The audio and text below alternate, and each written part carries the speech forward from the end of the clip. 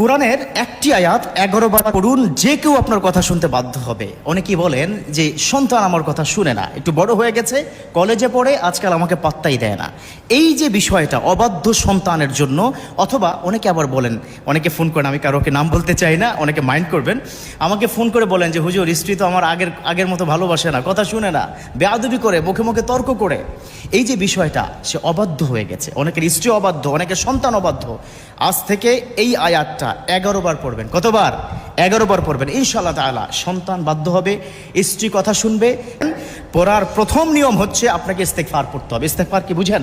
ও মাশাআল্লাহ, সবাই বুঝে। আস্তাগফিরুল্লাহ, আস্তাগফিরুল্লাহ, আস্তাগফিরুল্লাহ 3 বার পড়বেন ছোট্ট করে। তারপর কি করবেন? দুরূদ পড়বেন। হচ্ছে ইন্নাল্লাহা ইউসমিউ মাইয়াশা, ইন্নাল্লাহা ইউসমিউ মাইয়াশা। আল্লাহ যার কথা যখন খুশি তখন শুনেন। আল্লাহ যখন খুশি যাকে তখন তা কিছু দান করে। সুবহানাল্লাহ।